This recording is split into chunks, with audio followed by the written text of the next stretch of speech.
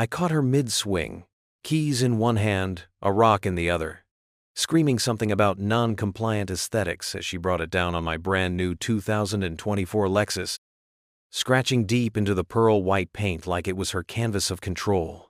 My son was in the passenger seat, frozen in shock. She didn't know I was standing 20 feet away. She didn't know who I was. She didn't know she had just vandalized a federal judge's vehicle. What kind of HOA thinks it's above the law, especially when the law lives on the block? The Lexus was less than 24 hours old. Custom ordered, factory sealed, delivered straight to my driveway by a flatbed truck that had barely finished cooling before I took my son for a ride around the neighborhood. A gift, really. Not to myself, but to the new life we were building after 15 years in the federal circuit court system. I'd retired from the bench with little fanfare, just the way I wanted, and moved into a quiet cul-de-sac in Cypress Hills, a supposedly tranquil HOA-governed neighborhood that prided itself on community, order, and harmonious living. And yet, within a single afternoon, that peaceful illusion shattered under the force of a rock and the unrelenting screech of someone named Karen. I first met her the day we moved in. She appeared at our door, not with a welcome basket, but with a clipboard and an audit smile. "Just want to get you caught up on the CCRs," she chirped. Her voice was tight. Blonde bob razor cut into compliance. Her name tag? Yes, she wore one. Read, Karen Redwell, HOA President, Cypress Hills. I nodded, politely skimmed the papers, and tossed them in the bin next to a coupon flyer for lawn care services. I figured she was just another petty tyrant with too much time and a postage stamp of power. I didn't know yet that she saw every home in this neighborhood not as someone's sanctuary, but as a set piece in her Stepford fantasy. It started small, as these things often do. A note was taped to our front door, not mailed, not even slipped under the mat, taped dead center at eye level like a demand ransom. "Notice of vehicle non-compliance," it read. The reason? Reflective finishes exceeding allowable gloss levels. Chrome accents may cause disruptive glare. Non-neutral palette. I blinked. It was about the Lexus. The pearl white paint, the brushed alloy wheels, the factory standard chrome grille. All of it, apparently, offended her sensibilities. I thought it was a prank. I laughed. My wife didn't. "They're serious," she said, reading the rest. "They're citing us for destabilizing aesthetic conformity." My son, Liam, peeked out from behind the couch. He's 11, observant beyond his years, and quiet in a way that makes you forget he's there until he says something that cuts right through you. "Why do they care what color your car is?" he asked. I didn't have an answer, not one I could give without cursing in front of him. Instead, I told myself it was a misunderstanding, or maybe just one power-drunk retiree who didn't like anything that shimmered. But it wasn't a misunderstanding. It was a warning shot, and like a fool, I ignored it. The next morning, Karen was in the street with two HOA enforcers, both wearing polos embroidered with the Cypress Hills seal like they worked for some suburban militia. One of them pulled out a tape measure and began checking how far the Lexus protruded from our driveway's setback zone. The other took photos, walking in circles around my vehicle like it was evidence at a crime scene. Karen, meanwhile, stood in front of her house, sipping iced tea from a mason jar and watching with the smug serenity of a queen observing her guards. I stepped out with my coffee, leaned on the porch post, and just watched. I didn't intervene. I didn't yell. I wanted to see how far they'd go. They didn't speak to me. Not a word. Just measured, documented, and walked off. Karen gave me a little wave, the kind people give zoo animals. My blood simmered, but I let it go. It wasn't worth a confrontation. Not yet. Then came the damage. It happened 3 days later. A Friday. I'd picked Liam up early from his robotics club and stopped at the store for groceries. We came home, parked the Lexus in the driveway, and carried bags inside. 15 minutes later, I realized I'd left my phone in the car. Liam offered to grab it. I tossed him the key fob and watched him jog down the porch steps, still in his school hoodie. That's when I heard him yell. Not a scream, a sharp, confused, "Dad?" I ran out. He was standing beside the Lexus, hand hovering in the air, eyes wide. The windshield had a jagged impact point, spidered from the passenger side, glass still shedding tiny flecks onto the dashboard. The passenger side mirror was snapped backward, the paint gouged in 3 parallel scrapes like claw marks across the front panel. And on the ground, not even 5 feet away, was the rock, still resting in the gravel like a corpse at a crime scene. And behind it, walking away at a completely unhurried pace, was Karen Redwell. She didn't run. She didn't even look back. She just strutted down the sidewalk, holding what looked like a keychain in one hand and talking loudly into her phone. My son stared at me, trembling. "She did it," he whispered. "I saw her. She walked up and hit it with the rock." I was already moving. I didn't shout. I didn't sprint. I just walked across the street, caught up with her by the hedgerow outside her property and said, "We need to talk." She turned slowly, still on her phone, raised one eyebrow. "I'm in the middle of something," she said. "This'll just take a second," I replied, keeping my voice even. "Did you damage my vehicle?" Her smile returned, that same cold smile she wore like war paint. "Your vehicle," she repeated, as if it were a curse. "The one violating Aesthetic Ordinance 7.2. You were informed, sir." My jaw tightened. "You threw a rock at it." "Allegedly," she said, still smirking. "If you have a concern, file it with the board." I stepped closer. "You did it in front of my son. Then perhaps you should teach him about community standards," she snapped and turned back to her phone. "Have a good day, mister, whatever your name is." The cops arrived 30 minutes later. I had already filed the report, taken photos, and reviewed the footage from our Ring camera. Unfortunately, the camera's field of view didn't cover the angle where the rock was thrown, just the aftermath, Liam's reaction, Karen's retreat. When the officers asked if I had seen her throw it myself, I told the truth. No, my son did. But he's a minor. And the Lexus? "Well," the younger cop said, glancing at the damage. "Looks like vandalism, sure, but unless you got her on video doing it, it's your word against hers." I pointed to the rock. "The shattered glass. The scratches. She's the HOA president," I added. "She's been harassing us all week over this car." The officer shrugged. "That's an HOA issue, not a criminal one. This is probably civil. You can always take her to small claims." "You're not even going to question her?" I asked, incredulous. The older officer exchanged a glance with his partner. "She said she was home the whole time. Has a witness. Her friend said she saw the damage when she stepped outside. Said maybe a bird dropped something. Weird things happen with windshields sometimes." I didn't respond. I just stared at them. "Sorry, sir," the younger one said. "We get a lot of these HOA neighbor disputes. Nothing sticks unless someone gets it on camera." They left.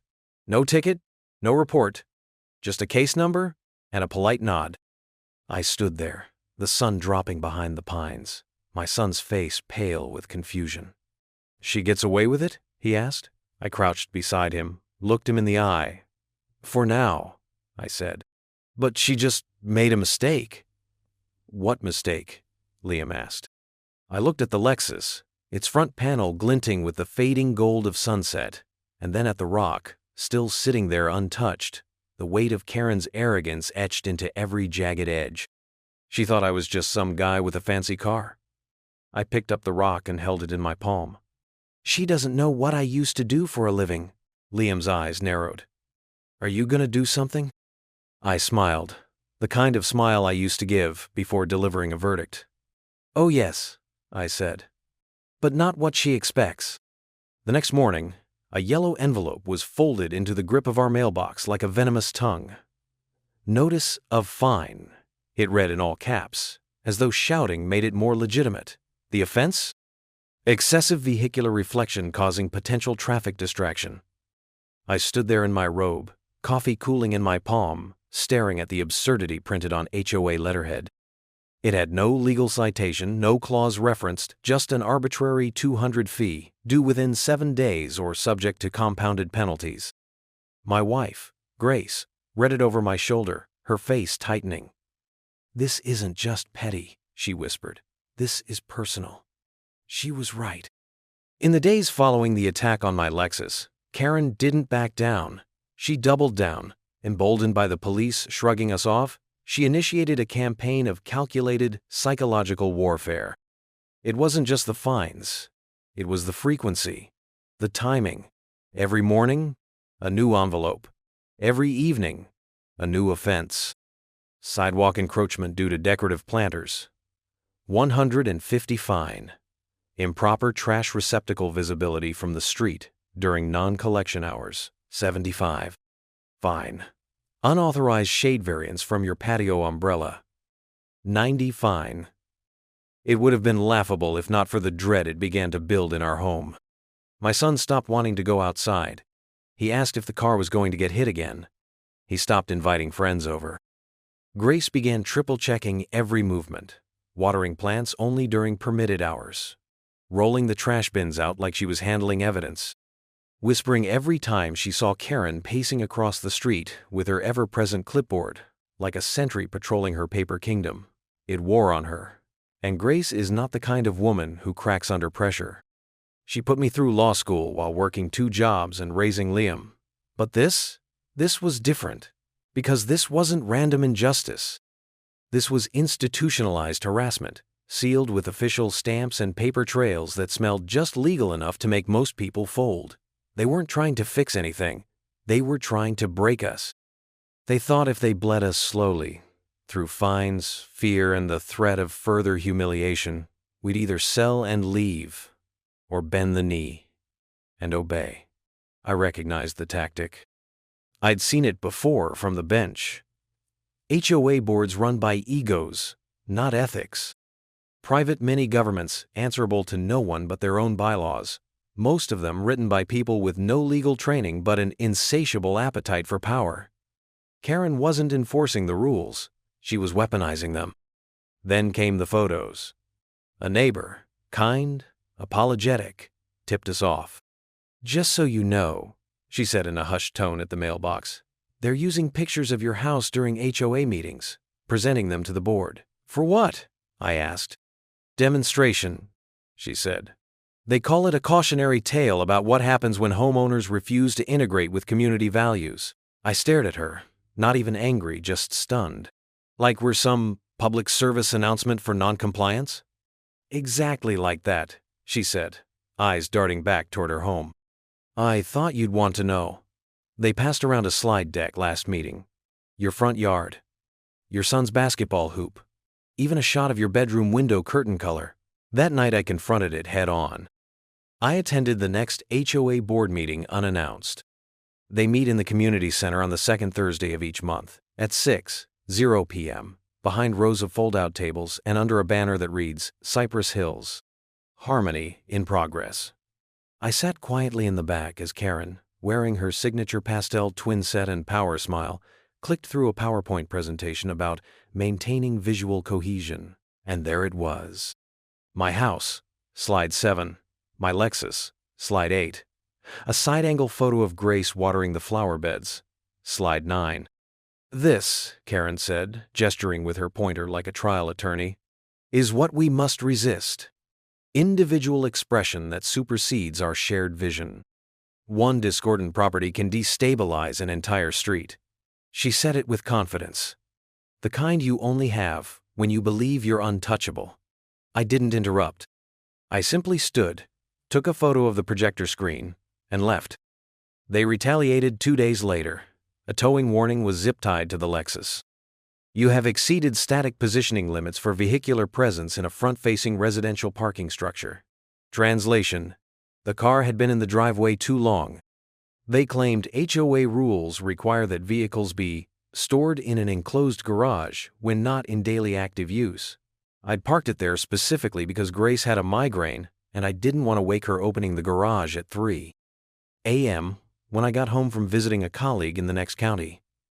The next morning, the warning was gone, replaced by a chalk mark on the tire and another fine in the mailbox. This one for $300. I called the HOA office demanding an explanation. I didn't say who I was. I didn't use my title. I just asked what authority they had to mark my vehicle and attempt enforcement without due notice. The woman on the phone, bored, curt, said, "We can do what we need to ensure compliance." "You agreed to the rules when you signed the homeowner deed." I asked her if she was familiar with the limits of covenant enforcement under the Davis-Sterling Act. She paused. You a lawyer or something?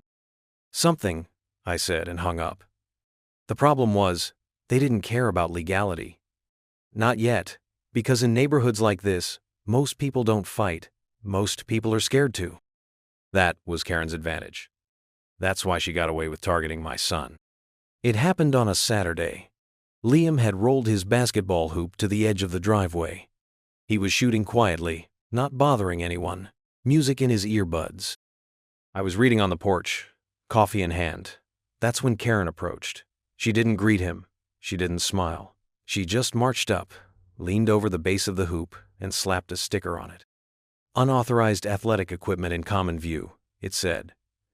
My son yanked his earbuds out and asked her what she was doing. I stood up but didn't step off the porch. I wanted to see her answer. She looked down at him like he was a weed in her petunia bed. You're not allowed to have this here, she snapped. Move it, or we'll move it for you. Liam looked over at me, confused. It's not in the street, he said. It's on our driveway. It's in visual violation, she barked. You're polluting the streetscape. I stepped down then, slow and quiet. Back away from my kid, I said, calm but sharp. She turned. He's in violation. He's 11, I said. He's playing basketball. Your household, she said, lips curling, has a pattern of non-cooperation. The board is within its rights to escalate. She walked off without another word. That night, Grace cried for the first time since we moved in, not from fear, from helplessness. It doesn't matter what we do, she whispered in bed. She'll just find another reason. We're not welcome here. I held her hand, my heart burning. I stared at the ceiling and made a decision. I wasn't going to argue anymore. I wasn't going to reason with paper tyrants and amateur bureaucrats. They'd poked the wrong bear. They thought I was just another homeowner, just another face behind another house. They didn't know I'd overseen over 400 cases of abuse, fraud, and municipal overreach. They didn't know I spent years prosecuting rogue administrators who thought they could bend public policy to their egos. They didn't know I once had a U.S. Marshal remove a mayor from my courtroom for contempt. They didn't know I was a judge. But they were about to find out. Because if Karen wanted a legal war, she had no idea how many weapons I kept in my mental arsenal. She could quote bylaws. I wrote legislation. She could fine me. I could file an injunction before breakfast. And now I wasn't just protecting my property. I was protecting my family. From this moment forward, every paper they pushed became evidence. Every photo became a data point. Every overreach became ammunition. And every neighbor they bullied had just found their advocate. Not in a loud voice, but in one backed by the full weight of federal law. The gavel wasn't in her hands anymore. It was in mine. She just didn't know it yet. It began with a single folder, nothing dramatic, nothing theatrical, just a manila file I labeled Incident Log, Cypress Hills HOA. I didn't write it in all caps or underline it for drama. I knew the weight would come later, in the contents. I started by logging every violation we received, down to the timestamp of the email, the date the notice was placed, and the subject matter. I created a spreadsheet. I cross-referenced that with the CC, rupees, clause by clause, color-coded by legitimacy. Within 3 days, I had already flagged over a dozen citations that had no legal standing, fabricated nonsense designed to intimidate, not enforce. But that was just the front line. The real rot, I suspected, was deeper. I knew from my time on the bench that tyranny rarely travels alone. It walks with friends, corruption, complacency, and cowardice. So I installed cameras. Not just the usual ring. I used a 6-lens setup designed for full 360-degree perimeter coverage with motion detection, facial capture, and license plate indexing. One camera faced the mailbox. One faced the car. One tracked the side street where Karen liked to park and pretend she was just passing by. Each one quietly archived to a secure cloud server only I had access to. I didn't tell Grace. Not because I wanted to keep secrets, but because she needed peace. Not a daily reminder that we were under surveillance by the very people supposed to protect community order. Then I began digging. Cypress Hills HOA operated under a nonprofit designation, like most homeowner associations. That meant tax filings, public records. I filed a request with the county clerk for their articles of incorporation and annual financial disclosures. When they sent me the packet, the first thing I noticed was the math didn't add up. According to the financials, Cypress Hills collected approximately $240,000 in annual dues from homeowners, but their reported expenses only accounted for about $165,000. Landscaping, community maintenance, pool upkeep, administrative costs, it all tallied under budget. But where was the remaining $75,000? I dug into the names listed on their board of directors. Karen Redwell, of course, served as president. Her husband, Gerald Redwell, was treasurer. Nepotism on paper. Legal, though suspicious. Then I found something juicier. One of the vendors used by Cypress Hills Clearline Property Solutions was listed on multiple checks issued from the HOA Reserve Fund. The same company received $18,000 over a 6-month period for infrastructure consulting. I checked the business registry. Clearline's listed address was a P.O. box. Its registered agent? Susan Weller, Karen's sister-in-law. No photo, no website, no digital footprint. The company didn't exist in the real world, only on paper. It was a shell, and shells break under pressure. I built a timeline. Cross-checked violation bursts with board meetings. Every time a homeowner spoke up in the public records, within 3 weeks they were fined for something. Sometimes for having a dog bowl on the porch, sometimes for using a non-approved shade of mulch, sometimes for leaving their garage open for longer than 7 minutes. The HOA used subjective aesthetic compliance codes as a blunt instrument. I reached out to several neighbors discreetly. "Hey," I'd say at the mailbox, "did you ever get fined for something that didn't make sense?" And they'd spill, one after another. A pattern emerged. Elderly residents, immigrants, single mothers, widows, anyone without the resources to fight. That's who they targeted. That's who they bled. One neighbor, a man in his 60s named Calvin Reed, gave me the story that cracked the whole thing open. He'd lived here for over 20 years. Air Force veteran. Retired. Mowed his lawn with military precision. Last year, he had a stroke. Lost partial use of his right side. Couldn't maintain his property for a few weeks. That's when the fines began. Overgrown hedges. Weeds. Peeling paint. They fined him $150 a day until he was nearly $6,000 in debt. They filed a lien. They auctioned his house. The sale was handled by a local real estate firm. I looked it up. Guess who owned it? Karen's cousin. I found the court filing. I found the auction date. I found the sale paperwork. All legal. All clean. All evil. It wasn't enforcement. It was asset stripping. I tracked down Calvin. He now lived in a subsidized apartment 40 minutes outside town. When I showed up at his door, he opened it with a cane in one hand and a pistol holstered on the other hip. "You with them?" he asked. "No, sir," I replied. "I'm with the law." That got his attention. We talked for 2 hours. I asked for permission to include his experience in a report I was building. He agreed. "But make it count," he said. "They took my home. When I got back, I printed everything, not on a home printer, at a legal office, bound and tabbed. One copy for the State Attorney General's office, one for the county ombudsman, one for myself. I made USB backups. I emailed encrypted versions to 3 former colleagues, 2 attorneys, 1 journalist. I didn't release anything publicly, not yet. Because Karen wasn't just arrogant. She was careful. She had connections. And I needed everything to be bulletproof before I went loud. Then I went after the zoning board. Karen's HOA had fast-tracked several construction projects on what was previously protected green space near the east perimeter of Cypress Hills. The permits were signed in record time. No environmental studies. No public hearings. Just rubber-stamped approvals. I filed a FOIA request. Got the zoning committee emails. One of the names stood out. Andrew Holloway, Deputy Zoning Commissioner. Also, Karen's bridge partner and personal civic advisor, according to her Facebook photos. I had enough now. Enough to draw lines, make connections, prove abuse, not just of homeowners, but of power itself. I consulted with a colleague in state ethics.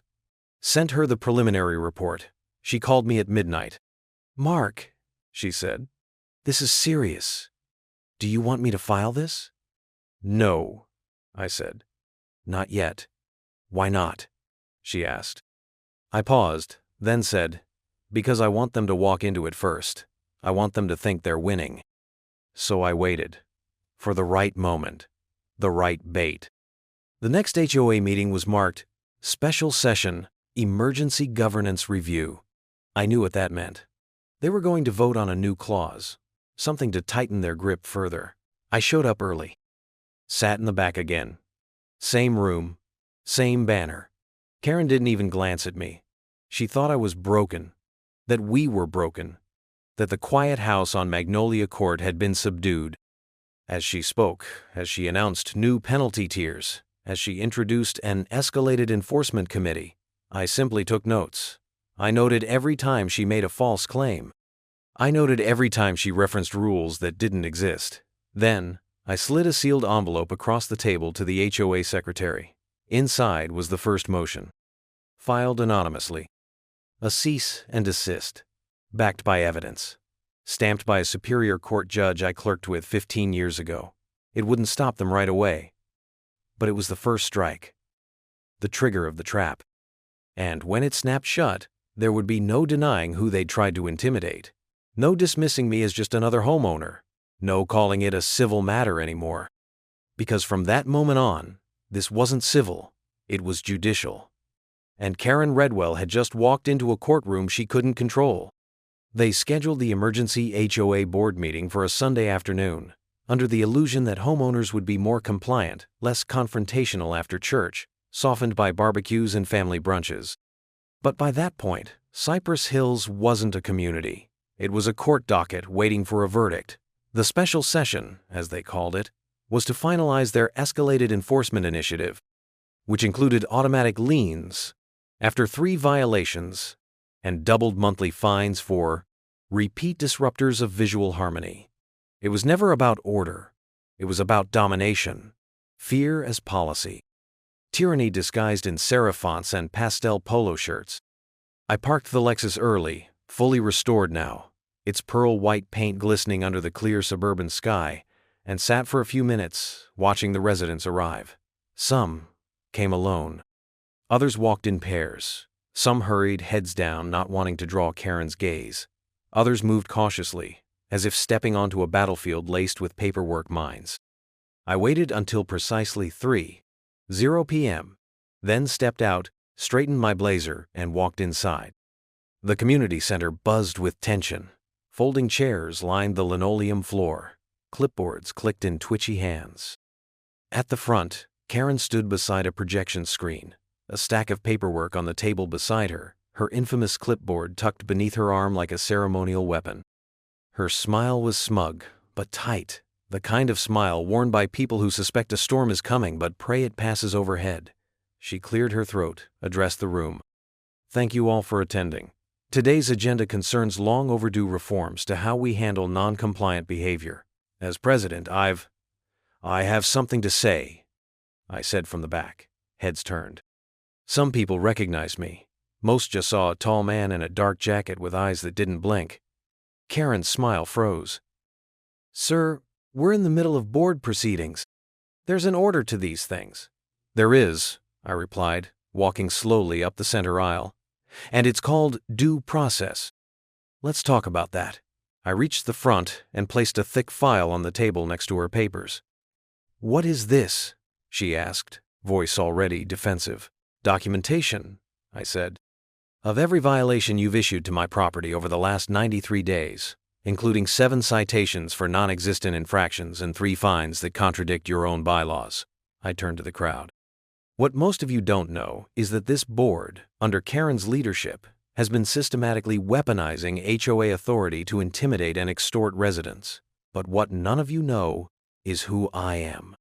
I pulled out a slim, black leather folio and opened it. Inside, my federal credentials. Signed, stamped, authenticated. I let them see. I let the silence land. My name is Judge Mark Ellison, former Federal Circuit Court, Northern District. 25 years of judicial service. And for the last 3 months, I've been quietly collecting evidence of administrative misconduct, fraudulent financial practices, and targeted harassment right here in Cypress Hills. Karen opened her mouth to object. I cut her off. Sit down. She hesitated, then didn't. Let's start with this, I continued, handing a printed photo to each board member. This is a copy of a check made out to Clearline Property Solutions for $6,300, signed by your treasurer, Gerald Redwell. That company doesn't exist. It's a shell, registered to a P.O. box in Karen's sister-in-law's name. I have 4 more checks like it, totaling 18? 0. Murmurs erupted. One of the board members, a quiet man with sunken eyes, visibly paled. Next, I said, lifting another stack of papers. We have a timeline cross referencing citations against homeowners who've spoken out during board meetings. 71% of dissenters received fines within 2 weeks, many of them seniors. Several forced to sell due to liens. I turned toward the projection screen, connected my laptop, and played the footage. The first clip, Karen scraping her key along my Lexus. The second, her laughing with an HOA officer while referencing the judge's brat and his basketball hoop. The third, audio from a Zoom board meeting where she called me a rich outsider who needs to be taught HOA obedience. I let the silence hang. Karen moved. Fast. She tried to scoop up her documents and step away from the table. I turned. Karen Redwell, I said, pulling a folded letter from my inner jacket pocket. You are hereby served with a federal injunction. Effective immediately, you are suspended from all leadership positions pending investigation. This court order prohibits you from further HOA activities, financial oversight, or community enforcement.